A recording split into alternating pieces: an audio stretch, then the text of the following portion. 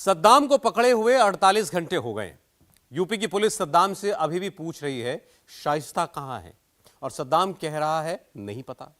जैनब कहां है, सद्दाम कहता है नहीं मालूम। अशरफ, जो मेन बात है, कह रहा था कि उसके आगे की लाइन क्या है, सद्दाम कह रहा है नहीं मालूम। तो सद्दाम ने अभी तक बताया क्या? सद्दाम ने बताया अतीक का पैसा कहां है, सद्दाम ने बताया अतीक के शूटर्स कहां हैं, यह बताया कि अतीक का राज कितना बचा है, कितना चौपट हो गया है। सद्दाम ने बाकी क्या बताया, क्या छुपाया, देखिए।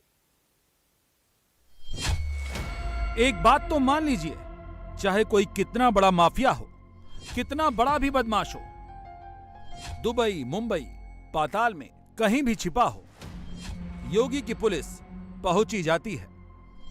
सद्दाम भी 6 महीने से भाग रहा था, लेकिन योगी की लॉ एंड ऑर्डर वाली मशीन ने उसे दबोच लिया। अब पुलिस उससे अतीक गैंग के राज उगलवा रही है। जो खुद को बहुत बड़ा गुंडा, माफिया समझते हैं ना, वो ये देख लें और अच्छे से समझ भी लें, देर भले हो जाएगी लेकिन वो बचेंगे नहीं। एकदम स्पष्ट संदेश है, बदमाशों के लिए यूपी में बहुत कलेश है।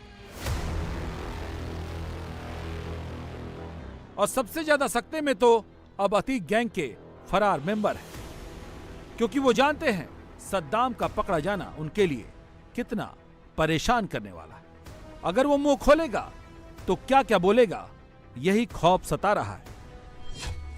इसकी वजह भी है, ये सद्दाम ही है जो सबसे ज्यादा अशरफ के बारे में जानता है।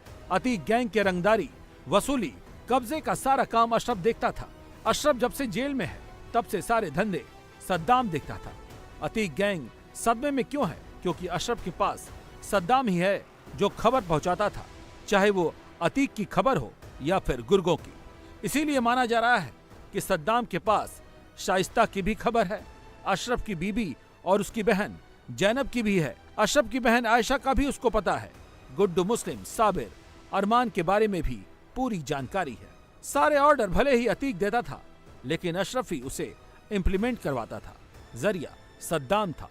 उस हिसाब से सद्दाम वो चाबी है जिससे अतीक गैंग के कई बंद ताले खुल सकते हैं। ये सद्दाम इस गैंग का बहुत ही इम्पोर्टेंट मेंबर था, फैमिली का, अतीक फैमिली का क्लोज कॉन्फिडेंट था, क्योंकि अशरफ का सगा साला था। और इसके पास गैंग की काफ़ी सारी जानकारियां हैं, काफ़ी कुछ उसने बताया भी है। कुछ और इंट्रोगेशन इसकी बाकी है, क्योंकि अब हम इसका पुलिस रिमांड लेकर के इंट्रोगेशन आगे बढ़ाएंगे। इसने अपने छुपने के ठिकानों के बारे में भी बताया।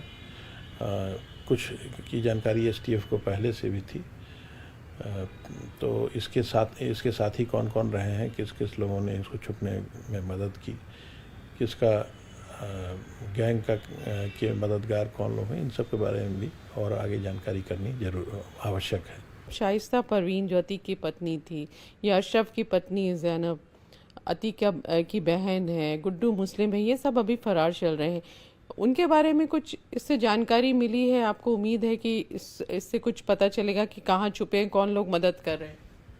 थोड़ी बहुत जानकारी मिली है, लेकिन उनको ऑब्वियस है कि जहाँ भी होंगे उन्होंने इस गिरफ्तारी के बारे में सुनते ही अपना स्थान बदल दिया होगा। और ये ट्रेंड तो हम पहले से ही देख रहे हैं कि लगातार ये गैंग मेंबर्स अपना स्थान बदलते रहे हैं, और पुलिस को इवेट करना इनको बहुत अच्छी तरह से आता है।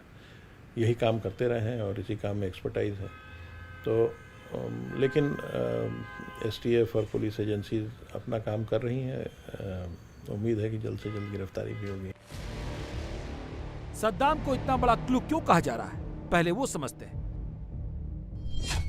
सद्दाम पर अशरफ सबसे ज्यादा भरोसा करता था। उसकी एक वजह जैनब का भाई था वो, और दूसरी सबसे बड़ी वजह उसका शार्प होना। बातचीत और डील करने में तेज था सद्दाम। जेल में बंद अशरफ को गैंग को चलाने के लिए एक भरोसेमंद शख्स की जरूरत थी। अतीक साबरमती जेल में बंद था और अशरफ बरेली जेल में।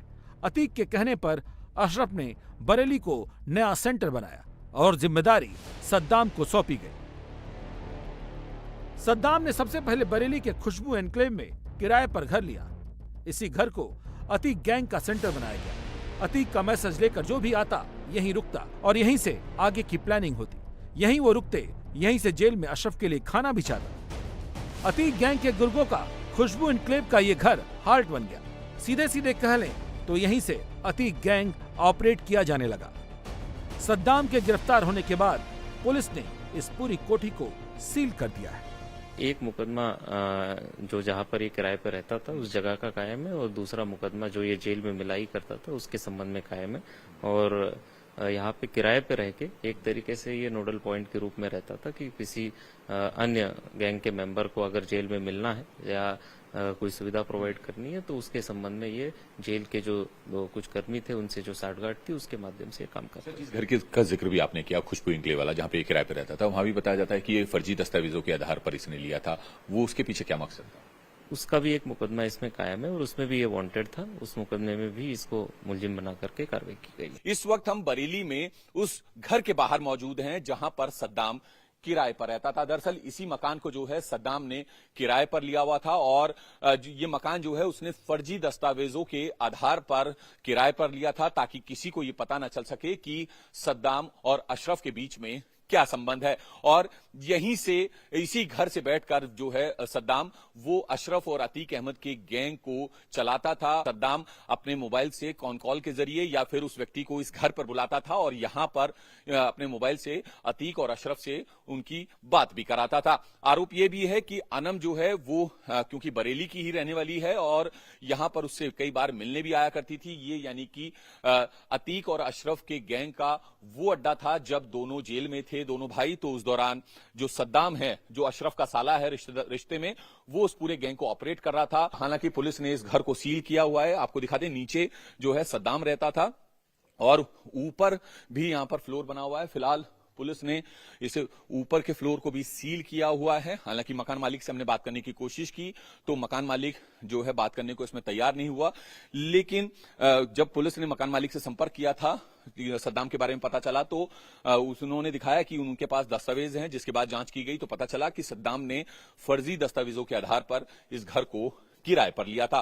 फिलहाल अब पुलिस जो है उससे लगातार पूछताछ कर रही है और ये जानने की कोशिश कर रही है कि आखिर ये पूरा गैंग कैसे ऑपरेट होता था, किस किस को धमकी दी गई थी, किस तरह का क्राइम किया गया था और कौन लोग जो हैं इस पूरे गैंग में बरेली के शामिल हैं। योगी की पुलिस ने जैसे ही अतीक गैंग पर शिकंजा कसना शुरू किया तब से ही अतीक अशरफ दोनों को गैंग की चिंता सताने लगी। गैंग का खौफ कम न हो इसके लिए बरेली सेंटर बनाया गया और सद्दाम को अतीक गैंग के उसी खौफ और दहशत के साम्राज्य को फिर से एक्टिव करने की जिम्मेदारी सौंपी गई, जिसके लिए लोकल माफिया बदमाशों के सपोर्ट की जरूरत थी। सद्दाम ने बरेली में लोकल माफिया की तलाश शुरू की और ये तलाश बरेली के लल्ला गद्दी पर आकर रुकी। लल्ला गद्दी बरेली का रहने वाला है। लल्ला गद्दी प्रॉपर्टी खरीदने बेचने का काम करता है। लल्ला गद्दी उन प्रॉपर्टी में ज्यादा डील करता था जो विवादित होती थी, यानी कि कोई प्रॉपर्टी जिस पर किराएदार रह रहा है और वो खाली नहीं कर रहा है तो मकान मालिक से कम दामों में डील करके उस प्रॉपर्टी को खरीद लेता और फिर उस प्रॉपर्टी को खाली करवाता और फिर उसे मोटे दामों में बेच दिया करता। जब ये बात सद्दाम को पता चली तो सद्दाम लल्ला गद्दी से मिला और बरेली जेल में अशरफ से उसकी मुलाकात करवाई। लल्ला गद्दी की अतीक गैंग से तुरंत ट्यूनिंग बैठ गई क्योंकि लल्ला गद्दी भी उसी गद्दी समाज से आता था जिस गद्दी समाज से अतीक अशरफ ताल्लुक रखते हैं, जिसके बाद रंगदारी और कब्जे का नया सेंटर बरेली बन गया। और कुछ दिन बाद लल्ला गद्दी का दोस्त फुरकान भी माफिया ब्रदर्स के गैंग में शामिल हो गया और बरेली में रंगदारी कब्जे का नया खेल शुरू हो गया। सद्दाम, लल्ला गद्दी और फुरकान, ये वो तीन कैरेक्टर हैं जो माफिया ब्रदर्स गैंग में बेहद अहम भूमिका में थे। दरअसल फुरकान लल्ला गद्दी का दोस्त है और लल्ला गद्दी बरेली का लोकल माफिया और प्रॉपर्टी डीलर है जो कि विवादित जमीनों की खरीद फरोख्त का काम करता था। और जो सद्दाम है वो अशरफ का साला है और पूरे गैंग की जो फाइनेंस है, जो आर्थिक स्थिति है, उसको मजबूत करने की जिम्मेदारी सद्दाम की थी क्योंकि सद्दाम ही माफिया ब्रदर्स की पाई का हिसाब रखता था। सद्दाम ये जानता था कि कब, कहां और किसको कितना और क्यों पैसा देना है। अतीक ने बरेली में गैंग खड़ा करना चाहा। सद्दाम की मदद से गैंग खड़ा भी हुआ। लल्ला गद्दी, फुरकान जैसे लोकल बदमाश गैंग में शामिल हो गए। सद्दाम बरेली वाले वसूली गैंग को कैसे खड़ा किया, कुछ वायरल वीडियो से समझ सकते हैं, जिसमें सद्दाम लल्ला गद्दी के जन्मदिन के दौरान मौजूद है। अतीक गैंग की दहशत को एक्टिव करने के लिए इन लोगों ने सोशल मीडिया पर कई वीडियो भी डाले।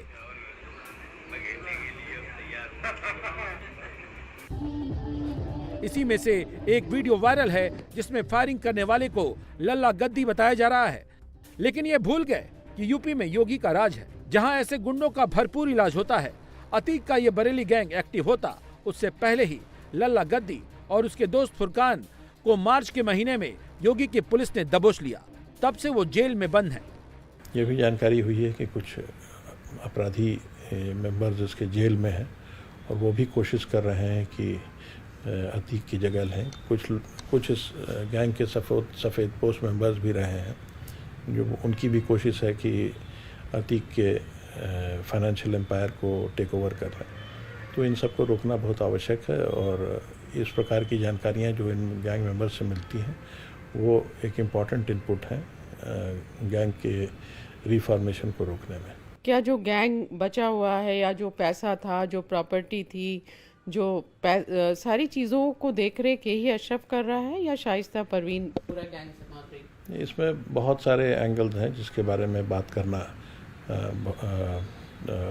ऐसे पब्लिक चैनल पे उचित नहीं है, क्योंकि गैंग के जो गतिविधियां हैं उसको एसटीएफ मॉनिटर कर रही है और इनको रोकने के लिए कुछ गोपनीयता बनाए रखनी जरूरी है। इस बीच मई में अशरफ और अतीक की हत्या हो, जिसके बाद से सद्दाम की हवाइयां उड़ गईं। तभी से वो जान बचाकर भाग रहा था। वो जानता था कि अशरफ से जितनी नजदीकी उसकी है, पुलिस उसे छोड़ेगी नहीं, इसीलिए वो छिपता रहा। फरारी के दौरान वो मुंबई, कर्नाटक और दिल्ली में जगह बदल बदल कर पुलिस से छुपता रहा। दिल्ली में वो अपनी फरारी के दौरान 3 अलग अलग लोकेशन पर छिपा। पहले वो साकेत में, फिर दिल्ली के यमुना विहार में और फिर बाद में मालवीय नगर में उसने अपना ठिकाना बनाया। पुलिस ने बताया है कि गर्लफ्रेंड अनम से मिलने गया था, तभी उसे पकड़ लिया गया। पुलिस ने यह दावा भले किया है, लेकिन अनम के पिता का कहना है कि सद्दाम से न तो उनकी बेटी का कोई रिश्ता है न उनका। वो सद्दाम को जानते ही नहीं। अनम और सद्दाम को लेकर सब अफवाह है, सारी बातें झूठी हैं। ये कुछ अफवाहें लोगों द्वारा जो प्रचारित हैं कि उसकी मंगनी की बात चल रही थी। कुछ हम ऐसे लोगों से कभी कोई संपर्क नहीं रखते हैं, ना ही हमारा कोई संबंध है। शरीफ लोग इस चीज को पसंद नहीं करते, ना ही हमारा उनकी कोई रिलेशन है। ये सारे आरोप निराधार हैं। मेरी बेटी और मैं कितना आहत हूँ ये मैं जानता हूँ। इन बातों को लेकर हमारा उनसे कोई संबंध नहीं और ना ही उनसे हमारा कोई वास्ता है। अच्छा, यानी कि अनम की कोई सगाई ना ही हुई थी और ना ही होने वाली थी सद्दाम से? Not at all. ये सपने में भी नहीं हो सकता और ना हमने ऐसा कुछ किया, ना हम ऐसा कुछ करेंगे जी। अच्छा, सोचा भी नहीं। जी आदिल साहब, एक और बात कि जो यूपी एसटीएफ की तरफ से प्रेस रिलीज हम पत्रकारों को भेजी गई है, उसमें ये कहा गया है कि सद्दाम को उस वक्त गिरफ्तार किया गया जब वो अपनी प्रेमिका अनम से मिलने के लिए उसके मालवीय नगर फ्लैट पर पहुंचा था, डीडीए फ्लैट पर। मेरी जानकारी में ये कुछ भी नहीं है। मैं अपनी बेटी से मालूम करूंगा कि क्या बात है, क्या सच्चाई है। जैसे ये सद्दाम को पकड़ा तो एक महिला मित्र की वजह से पकड़ा गया ये, तो क्या इसकी बहुत सारी महिला मित्र थी, उनसे बातचीत करता रहता था और उसने आपके लिए आपको एक क्लू दिया इसको पकड़ने के लिए, जो इतने दिनों से फरार चल रहा था? नहीं, इन सब बातों पर मैं कमेंट नहीं करूँगा। लेकिन पुलिस किसी न किसी कमजोरी का इस्तेमाल करती है अपराधियों को पकड़ने के लिए, तो खास करके इस प्रकार के अपराधी जिनके पास बहुत सारे रिसोर्सेज हैं। ये पूरा गैंग ही है जिसके पास काफ़ी रिसोर्सेज हैं और इनके छुपने के अड्डे, इनकी मदद करने वाले दूर दूर तक फैले हुए हैं।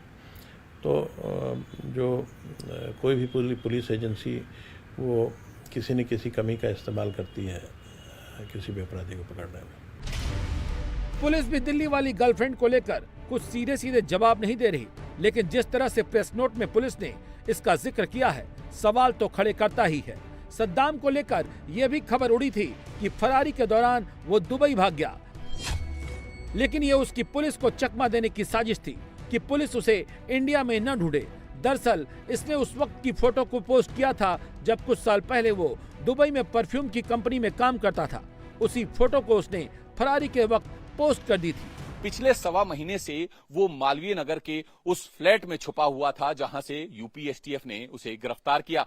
जब उसे गिरफ्तार किया गया तो उसके पास से ये एक काले रंग की वर्ना कार बरामद हुई, साथ में 2 मोबाइल फोन भी बरामद हुए। आप देखें इस पे पीछे कोई नंबर प्लेट नहीं है। दरअसल ये नई कार है, ब्रांड न्यू कार है, और हालांकि इसके आगे जो है वो एक नंबर जरूर डला हुआ है। और आप रसूख देखिए कि फरारी के दौरान भी वो उस गाड़ी में घूम रहा था जिस गाड़ी पर वीवीआईपी नंबर लगा हुआ है, यूपी 70GL0016। ये दरअसल ये गाड़ी जो है अब्दुल समद के नाम पर रजिस्टर्ड है और अब्दुल समद जो है सद्दाम का ही नाम है। फिलहाल पुलिस अब जो है सद्दाम से पूछताछ तो थोड़ी की ही है, लेकिन फिलहाल उसे न्यायिक हिरासत में भेज दिया गया है। लेकिन अब पुलिस जल्द ही उसका रिमांड मांगेगी ताकि और भी जानकारी जुटाई जा सके कि आखिर सद्दाम जो है अपनी फरारी के दौरान किन किन के संपर्क में था। एक और आपको बात बता दें कि पुलिस से बचने के लिए, पुलिस को गुमराह करने के लिए उसने फरारी के दौरान अपनी दुबई की एक फोटो भी सोशल मीडिया प्लेटफॉर्म पर पोस्ट की थी,